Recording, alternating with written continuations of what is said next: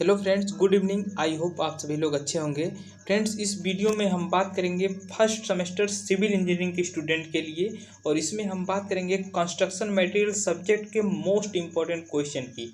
Friends, इसमें बहुत ही important question की बात करेंगे जो आपके एग्जाम में पिछले एग्जाम में लगातार पूछे गए हैं और इनके आने की संभावना बहुत ही अधिक है।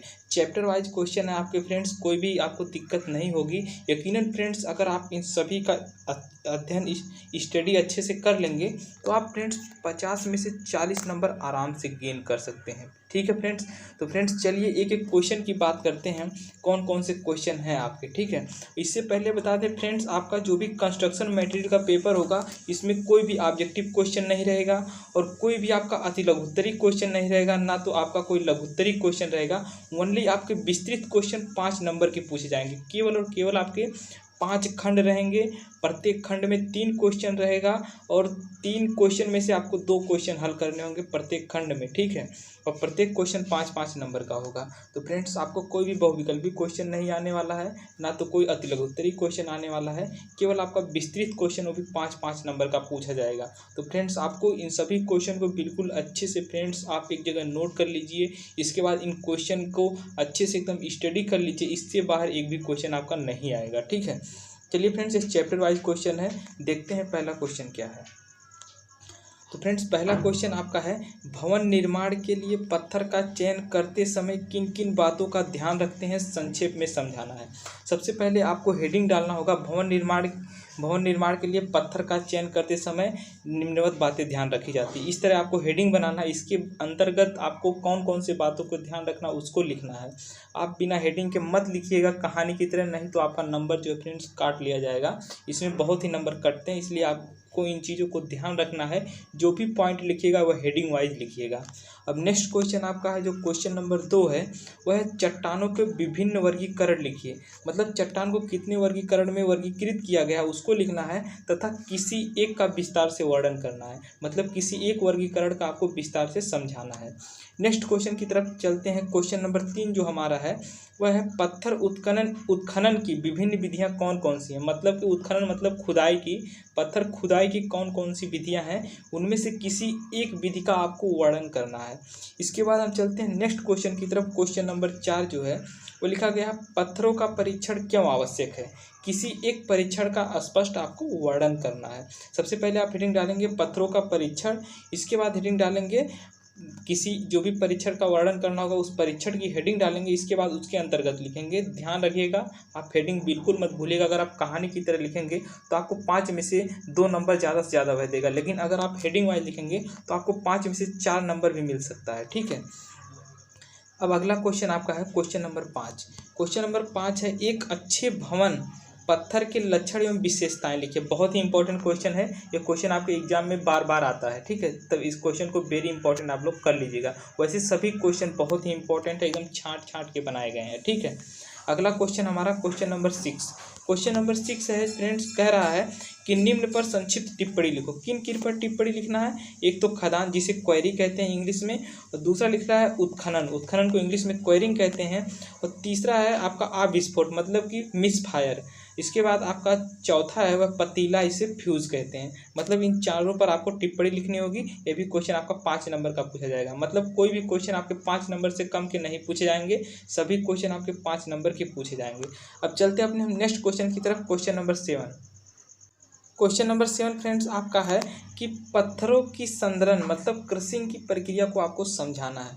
इसके बाद आता है 8वें नंबर का क्वेश्चन, यहाँ से सेकेंड चैप्टर आपका चालू हो जाता है।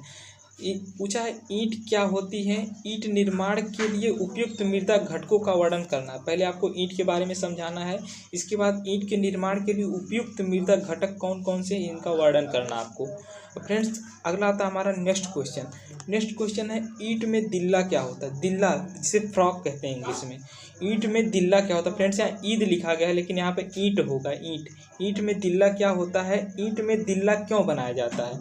मतलब कि जो आपका ईंट में देखते होंगे बीच में गड्ढा टाइप का कुछ, वहाँ पर कंपनी का नाम वगैरह लिखा जाता है, वह ईंट में दिल्ला क्यों बनाया जाता है, तथा ईंटों की चिनाई करते समय दिल्ला ऊपर की तरफ क्यों रखा जाता है, आपको बताना है। सबसे पहले आपको बताना है ईंट में दिल्ला क्या होता है, पहले आपको दिल्ला को समझाना है। इसके बाद पूछा है ईंट में दिल्ला क्यों बनाया जाता है, इसको बताना है। इसके बाद आपका इसी में पूछा गया है ईंट की चिनाई करते समय आपका दिल्ला जो है ऊपर की तरफ क्यों रखते हैं। तो फ्रेंड्स आप चलते हैं नेक्स्ट क्वेश्चन की तरफ। Question number 10। Question number 10 friends आपका है, यह कह रहा है कि भारतीय मानक के अनुसार, बहुत ही इंपॉर्टेंट क्वेश्चन है, भारतीय मानक के अनुसार ईंटों का वर्गीकरण कीजिए। भी इंपॉर्टेंट क्वेश्चन है, सभी क्वेश्चन इंपॉर्टेंट लेकिन इसमें कुछ और ही ज़्यादा इंपॉर्टेंट है। तो यह है भारतीय मानक के अनुसार ईंटों का वर्गीकरण कीजिए। इसके बाद आपका नेक्स्ट क्वेश्चन आता है क्वेश्चन नंबर 11। कह रहा चित्र की सहायता से हाफमैन भट्टे, बहुत ही इंपॉर्टेंट भट्टा है यह, कि हाफमैन भट्टे में ईंट पकाने की कार्यप्रणाली आपको समझानी है। इसके बाद आता है 12वें नंबर का क्वेश्चन। तो कह रहा है ईंटों के परीक्षण पर संक्षिप्त टिप्पणी लिखिए, मतलब कि ईंट का परीक्षण मतलब कैसे करते हैं उस पर संक्षिप्त टिप्पणी आपको लिखनी है, ठीक है। इसके बाद 13 नंबर का जो क्वेश्चन आता है वह है बुल का खाई भट्टे का स्वच्छ चित्र की सहायता से इसमें ईंट पकाने की प्रक्रिया स्पष्ट कीजिए। मतलब बुल का खाई भट्टे में जो ईंट पकाई जाती है उसके प्रोसेस क्या है आपको उसको समझाना है। इसके बाद 14 नंबर का जो क्वेश्चन आता है वह आता है एक अच्छी ईंट की विशेषता लिखिए। मतलब आप एक अच्छी ईंट की क्या विशेषता होती है उसको आपको लिखना है। अब चलते हैं अपने नेक्स्ट क्वेश्चन की तरफ। क्वेश्चन नंबर 15 हमारा कह रहा है निम्न पर संक्षिप्त टिप्पणी लिखिए। पहला लिखा ईंट की पथाई, दूसरा है स्टॉक बोर्ड एवं पैलेट बोर्ड पर लिखना है। इसके बाद तीसरा है ईंट की सुखाई पर आपको टिप्पणी लिखना है। इसके बाद ईंट का परिमाप पर आपको टिप्पणी लिखना है। और नर डेली और मादा डेली, ये बहुत ही इंपॉर्टेंट है, ये लगभग हर पेपर में आपको देखने को मिलेंगे, नर डेली और मादा डेली पर टिप्पणी लिखने के लिए। तो ये क्वेश्चन आपका 15 नंबर क्वेश्चन यही है, टिप्पणी आपको लिखना है। अब हम चलते हैं नेक्स्ट क्वेश्चन की तरफ। Question number 16। क्वेश्चन नंबर 16 हमारा कह रहा है साधारण सीमेंट के उत्पादन की मुख्य विधियां कौन कौन सी हैं, किसी एक विधि का वर्णन करना है आपको। लिख रहा है साधारण सीमेंट उत्पादन की कौन कौन सी मुख्य विधियां हैं, उनमें से किसी एक विधि का वर्णन कीजिए। नेक्स्ट क्वेश्चन हमारा है क्वेश्चन नंबर 17 कि सीमेंट के विभिन्न परीक्षण कौन कौन से हैं। मतलब सीमेंट के विभिन्न परीक्षण कौन कौन से हैं, निर्दोषता परीक्षण एवं जमाव काल परीक्षण का वर्णन करना आपको। पहले आपको सीमेंट के परीक्षण कौन कौन से हैं उनको लिखना है। इसके बाद इसमें से निर्दोषता परीक्षण और जमाव काल परीक्षण का आपको डिराइव करना है, मतलब अच्छे से उसको समझाना है। इसके बाद आता है क्वेश्चन नंबर 18। क्वेश्चन नंबर 18 कह रहा है साधारण पोर्टलैंड सीमेंट के मुख्य स्थलीय परीक्षण के नाम लिखिए तथा व्याख्या कीजिए। मतलब साधारण पोर्टलैंड जो सीमेंट है के मुख्य स्थलीय परीक्षण के नाम लिखना है और उसकी व्याख्या करना है। अगला क्वेश्चन हमारा friends question number 19। Question number 19 हमारा कह रहा है निम्न पर संक्षिप्त टिप्पणी लिखिए। पहला लिखना है साधारण पोर्टलैंड सीमेंट पर, दूसरे पर लिखना है पोर्टलैंड पोजलाना सीमेंट, बहुत ही इंपॉर्टेंट है।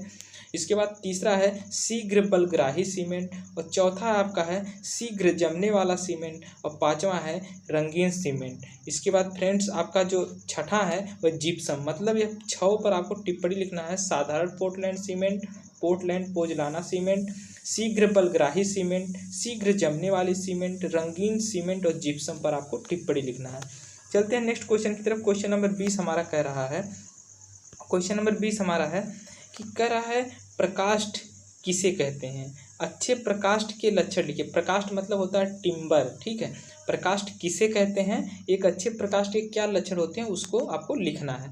अब चलते अपने हम नेक्स्ट क्वेश्चन की तरफ। Question number 21। क्वेश्चन नंबर 21 कह रहा है क्वेश्चन नंबर 21 कह रहा है आपका प्रकाश संशोषण मतलब सेशनिंग। प्रकाश संशोषण से आप क्या समझते हैं, संशोषण की विधियां क्या है समझाइए। मतलब प्रकाश के संशोषण मतलब जिसे कहते हैं सेशनिंग से आप क्या समझते हैं कि क्या समझते हैं, संशोषण की विधियां को आपको समझाना है। इसके बाद हमारा नेक्स्ट क्वेश्चन है क्वेश्चन नंबर 22। क्वेश्चन नंबर 22 कह रहा है प्रकाष्ठ के अनुप्रस्थ काट का चित्र सहित वर्णन कीजिए। मतलब प्रकाश का जो अनुप्रस्थ काट होता है उसका आपको चित्र सहित वर्णन करना है, उसको आपको चित्र बनाना है, उसके एक एक भाग को आपको दर्शाना है, उसका वर्णन करना है, ठीक है। नेक्स्ट क्वेश्चन है क्वेश्चन नंबर 23 हमारा जो है वह कह रहा है वृक्षों का वर्गीकरण लिखिए। वृक्षों को कितने वर्गों में वर्गीकृत किया गया इसको आपको लिखना है, ठीक है। इसके बाद आता है हमारा क्वेश्चन नंबर 24। क्वेश्चन नंबर 24 कर रहा है प्रकाष्ठ के दोषों का वर्णन करना आपको, ठीक है। बहुत ही इंपॉर्टेंट क्वेश्चन है, प्रकाष्ठ के दोषों का वर्णन कीजिए, ठीक है। इसके बाद आता है हमारा क्वेश्चन नंबर 25। प्रकाष्ठ के परीक्षण से आप क्या समझते हैं, इसकी विभिन्न विधियां कौन कौन सी हैं। ठीक है, प्रकाष्ठ के परीक्षण से आप क्या समझते हैं और इसकी विभिन्न विधियां कौन कौन सी है उसको आपको बताना है। अगला हमारा question number 26। Question number 26 friends very important question है, कभी कभी आपका टिप्पणी के रूप में पूछ लिया जाता है कि प्लाईवुड को समझाइए। आपको प्लाईवुड को समझाना है कि प्लाईवुड किसे कहते हैं, इसके बारे में पूरा अच्छे से आपको डिराइव करना है। ठीक है, इसके बाद हमारा आता है question number 27 very important question. Question number 27 very important question. ये कह रहा है पेंट की परिभाषा दीजिए, आपको पेंट की परिभाषा देना है। इसके बाद पेंट के मुख्य अवयव क्या क्या है, प्रत्येक का कार्य भी बताना है। सबसे पहले आपको पेंट हेडिंग डालना है, उसकी परिभाषा लिखना है। इसके बाद आप हेडिंग डालेंगे, पेंट के मुख्य अवयव डालेंगे, उसके बाद उसके कार्य को भी आपको बताना है। अब चलते हैं हम फ्रेंड्स क्वेश्चन नंबर 28 की तरफ। इसमें कह रहा है तैलीय पेंट के घटकों के नाम लिखिए तथा उनके प्रकार स्पष्ट कीजिए। प्रकार मतलब होता है कार्य को बताना है। ठीक है, इसके बाद हमारा आता है क्वेश्चन नंबर 29। क्वेश्चन नंबर 29 कह रहा है पेंट कितने प्रकार के होते हैं, प्रत्येक का संक्षेप में वर्णन कीजिए। ठीक है, मतलब पहले आपको पेंट के प्रकार हेडिंग डालना है, उनके प्रकार को बताना है। इसके बाद प्रत्येक पेंट के जो भी प्रकार हैं उनका आपको वर्णन करना है। इसके बाद आता हमारा नेक्स्ट क्वेश्चन, क्वेश्चन नंबर 30। एक अच्छे पेंट की विशेषता बताइए, मतलब आपको एक अच्छे पेंट की विशेषता बतानी है। अब हम चलते हैं अपने नेक्स्ट क्वेश्चन की तरफ, question number 31। Question number friends हमारा 31 कह रहा है कि पेंट के दोष कारण एवं उपचार बताइए, मतलब कि पेंट के दोष कारण आपको उपचार को बताना है। इसके बाद 32 number question very important question, आप इसको डाल लीजिए, वेरी इंपॉर्टेंट है कि थर्मोप्लास्टिक, पहला थर्मोसेटिंग प्लास्टिक एवं थर्मोप्लास्टिक में अंतर स्पष्ट कीजिए।